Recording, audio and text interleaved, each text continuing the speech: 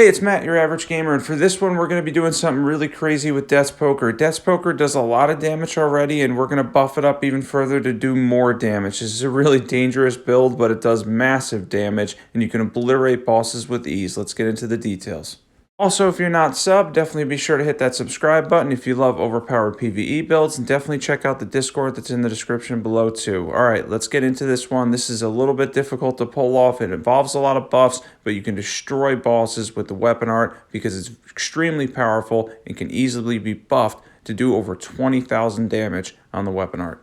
So for those who don't know, you can do 3 different things with Death's Poker. You can either, and I'm on Xbox, spam L2, which will give you 2 small explosions. You can go L2 R2, which will be a follow-up bigger explosion, and then L2 RB, which will give you the Frost Trail, and that's the one I like the most. That's incredibly powerful and does a ton of frost buildup too. That being said, we took on some side bosses and a couple main ones. I think Mog and a couple others are in here too, and you're going to be able to see the damage, which is really impressive on this. This is something where you can do a ridiculous amount of damage simply by having the minimum stats, investing in about 60 intelligence. I'm doing this on my mage character, which is around 200, but I'm going to explain how to do this at 150, which you can easily do too. It does involve a lot of buffing and a little bit of faith, but even so, it's worth the damage you get out of this. First, I want to show you where to get the Fetid Pots because people always ask me.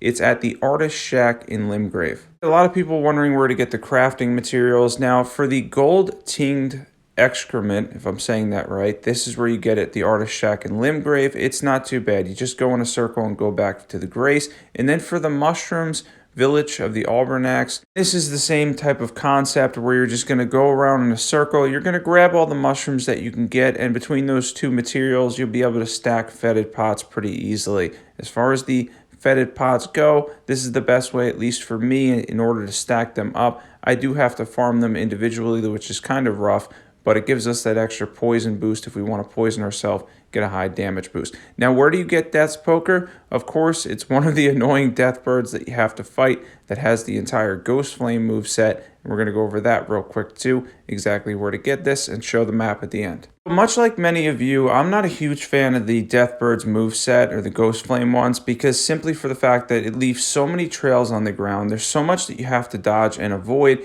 and they're just kind of frustrating to fight. This one you can sort of cheese. Generally speaking, he can get stuck on the middle thing. You can also do stuff like rotting and then running away and all that kinds of stuff.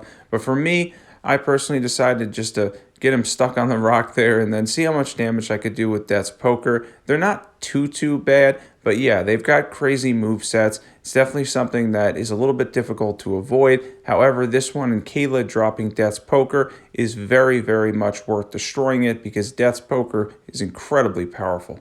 You'll definitely want that drop because if you're a mage and you're looking to rock a secondary weapon, there's a couple of great ones. The Darkmoon Greatsword is great too. The Wing of Astal obviously has a fantastic Ash of War, unique Ash of War. And then Death's Poker is really fun to use and incredibly high damage. And as you're going to see in this video, when you buff it, it becomes even more ridiculous. It's one of those things where, yeah, you can make pretty much everything good when you buff it, but you can make this so good, it's insane. There it is on the map there in Kaled, and let's take on Mog.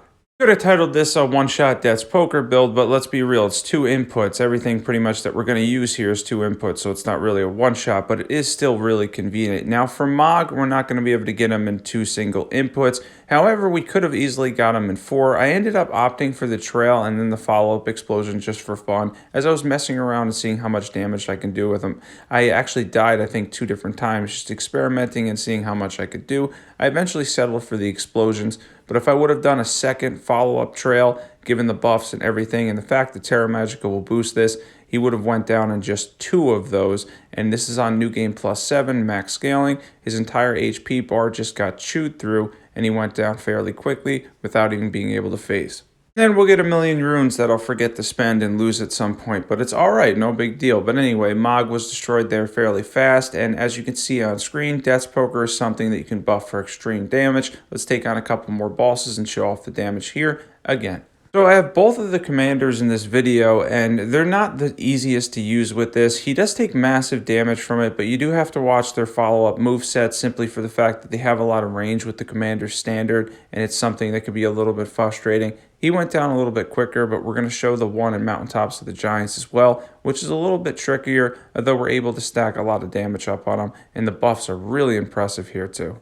So the tougher commander here, if I had time to put down Terra Magika, I might have been able to get close to his entire HP bar and absolutely destroy him for massive damage. I do want to state one thing about Death's Poker real quick that's kind of interesting. Scales with a D in intelligence, however, that is for the weapon itself. As for the weapon art and unique Ash of War, it scales, at least in my opinion, more like a B, maybe even an A. It scales purely from your intelligence stat, generally goes all the way up to 60 while improving damage, and on top of that, it's pure magic damage. It's definitely one of those things where the weapon is a little bit deceiving. It does not scale much with dexterity at all on the unique weapon skill. It is pretty much all your intelligence stat and basically more or less a mage's sidearm. And I've tested this several times. I used it on a character that had high dex and a character that had high intelligence, and the one with high intelligence did more damage every time. The weapon skill is absolutely intelligence-based and pure magic damage. So for NPC type invaders, you can absolutely wreck them too with this simply by using the Frost Trail. As long as they step in it, they're going to take massive damage, and they're going to take so much damage that they're probably going to attempt to heal in there,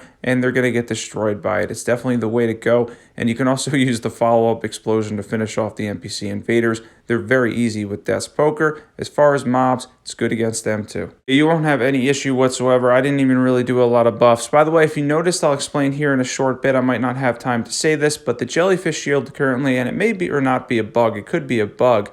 It is working if you put it on your back or you put it in the opposite hand. Normally it only works when it's equipped. It seems to be working now pretty much all the time. You can even stack two of them. It's pretty crazy, but more or less, I don't know whether it's a bug or it's intended from the patch, but you can increase by 20% a lot of the things that you're doing now because the Jellyfish shield can now be used while it's on your back. Even two-handing stuff, it seems to get the boost. Let's get into equipment.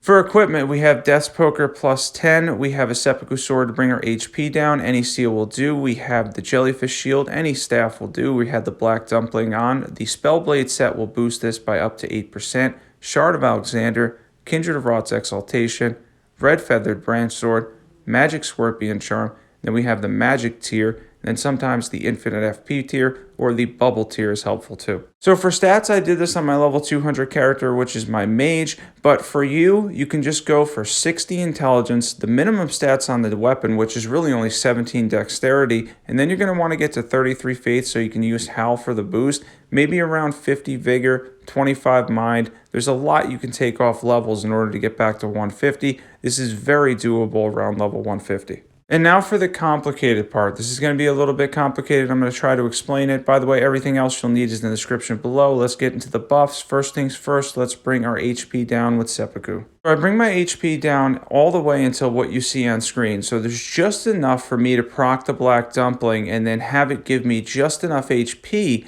to leave the Red Feathered Branch Sword procced essentially. So I use 3 Seppukus. I'm at 60 vigor here. It may be different depending on how much vigor you have. And then I'm all the way down to using Madness. And now the Red Feathered Branch Sword and that 10% bonus from the Madness proc on the Black Dumpling are now active. Then we're going to use Golden Vow. Then we're going to use Howl of Shabriri one more time to give us that bonus, that 25% bonus, because it's only 40 seconds, so we have enough time. And then we're going to use the Poison Pots or the Fetid Pots if you're using the Kindred of Rot's Exultation. I didn't use the Mushroom Crown here. Then we're going to use Terra Magika.